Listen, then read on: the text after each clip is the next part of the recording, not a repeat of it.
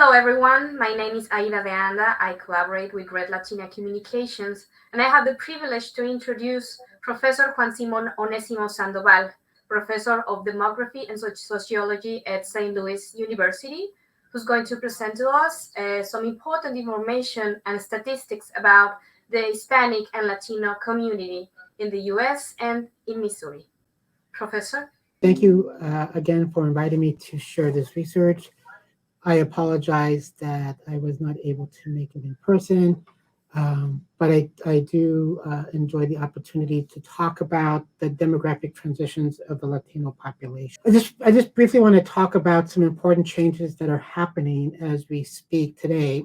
Everything I talk about can change within the next few years, depending on what happens, introduction of new racial classifications that are going to be applied to the census and to other government surveys based on Obama's recommendations. And it appears that the Biden administration has finally agreed to adopt those recommendations. And essentially what this means is that Hispanic will no longer be classified as an ethnic group, but it'll now be classified as a racial. So this is going to be something new for the United States and for U.S. citizens and immigrants. But it also means probably that the definition of Hispanic is going to change. I'm not 100% sure that this will happen, but there's some discussion about making the legislative branch and the executive branch definition the same. And what this means is, are we going to include individuals from South and Central America in the definition of Latino, specifically those from Brazil, Belize, etc.? The U.S. government says that Brazilians are in fact Hispanic or Latinos.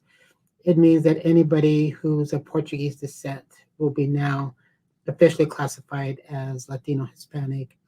So any colony of Portuguese, if you come from the country of Portugal, etc., you will now be classified as Hispanic or Latino. And that's currently the definition that's in the legislative branch. And so I expect there'll be lots of debates about who is and who is not Hispanic or Latino over the next couple years. Just briefly talk about a couple of demographic facts. I have about 12 minutes. Statistics, I'll go relatively fast.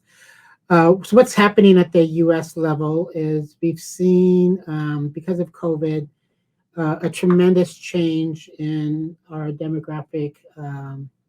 Get my highlighter here. A tremendous change in births and deaths. And what this really has translated into is the net population growth of the U.S.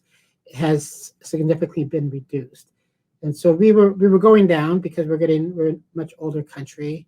But pre-pandemic, it was about 102 people were added to the U.S. every hour.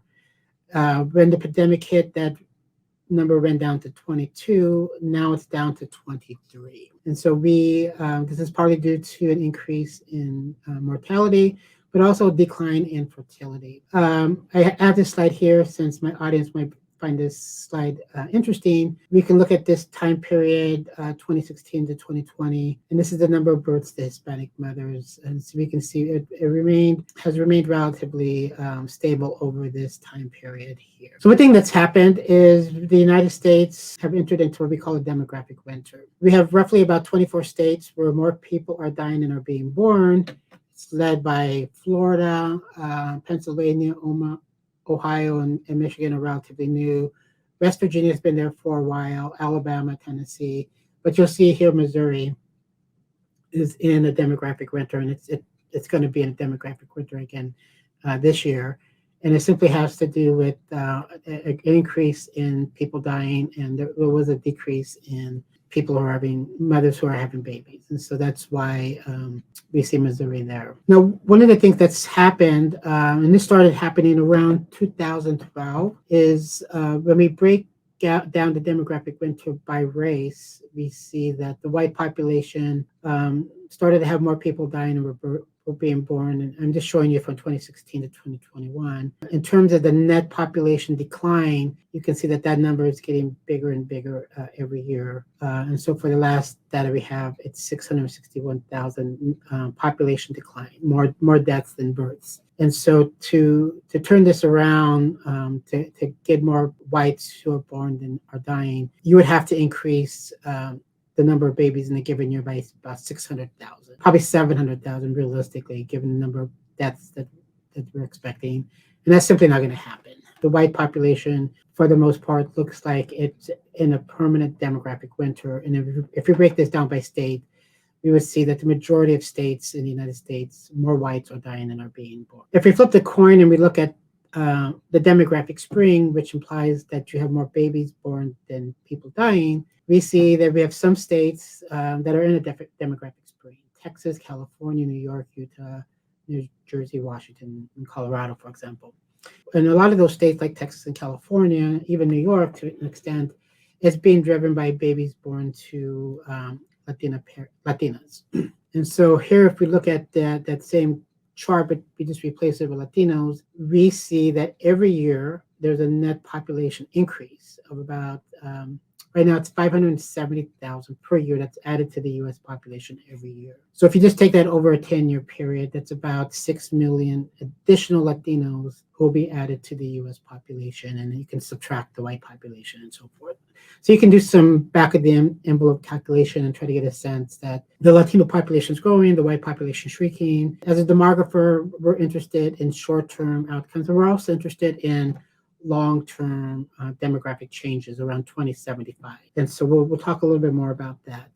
But the United States is changing rapidly as we see with these numbers. If you look back at the 2020 census, it was kind of interesting to see of the 20 fastest components of state population growth, 14 of the 20 came from Latino population. Top state was Latinos in Texas, Latinos in California, Latinos in Florida, then followed by Asians in California, Asians in Texas, Blacks in Texas. And so you'll see a common thread here, Texas and California, and then we see New York, Georgia, Pennsylvania. But kind of interesting in Pennsylvania, it's Latinos, North Carolina, it's Latinos, Washington is Latinos, Arizona Latinos, Virginia Latinos, Georgia Latinos, Massachusetts Latinos, and Maryland Latinos. And so Latinos are really significantly impacting state growth in some of these states that are beyond just your traditional southwestern states. If we also flip the coin and say, well, what states have experienced the largest decline in terms of the component of change?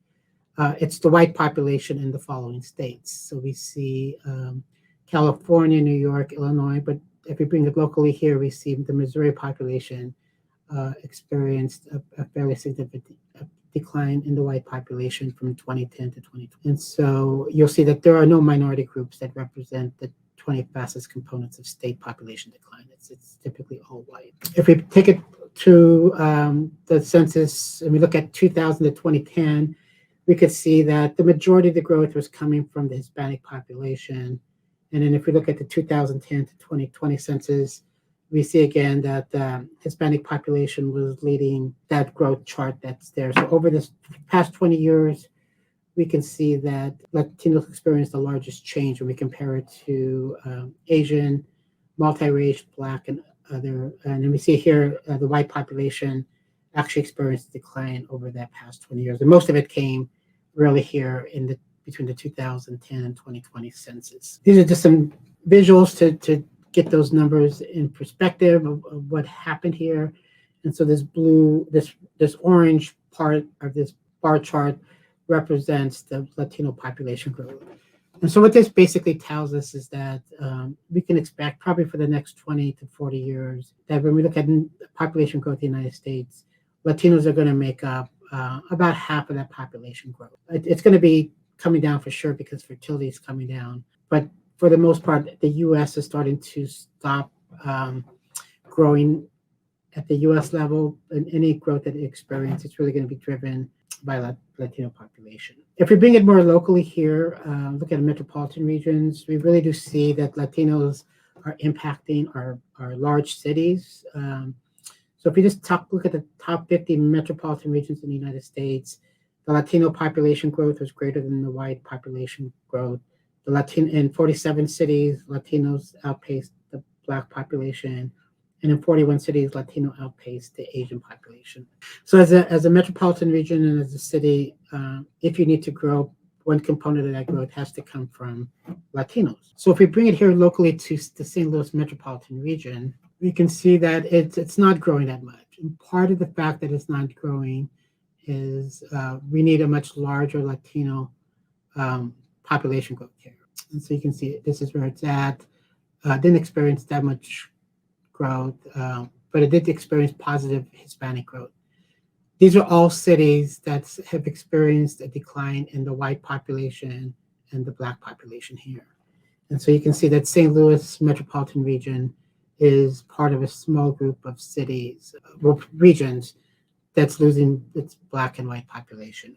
We can also look at this in different ways. So this is part of research we've been looking at what we call Latino pueblos. And so you can see these are Latino majority census designated places. And we can see that this has been increasing gradually over the last, since 1990, an increase in Latino majority places. If we do it by state, we can definitely see, well, it's being led by Texas and California, followed by New Mexico and Florida.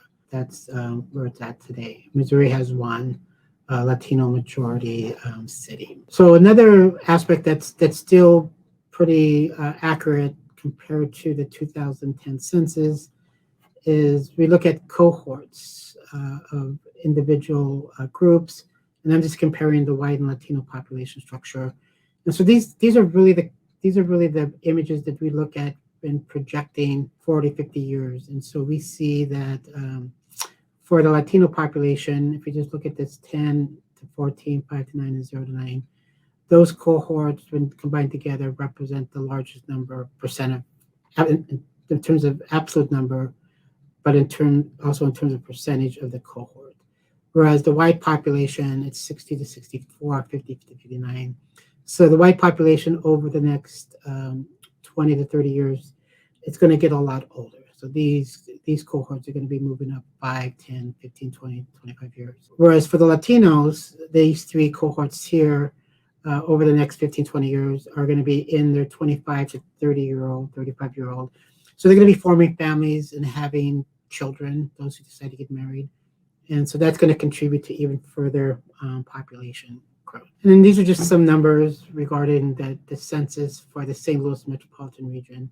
Again, the region is not growing dramatically. The Latinos are growing. So you can see it here, it's in the green area. This is the overall growth, and then you can look at it between 18 and over and under 18. We anticipate that the Latino population will continue to grow. These are our projections. If nothing changes radically, we're projecting somewhere around 160,000 Latinos in the St. Louis metropolitan region by 2030. Be there. If you have any questions, send me an email, and I'm more than happy to continue these conversations. Thank you very much.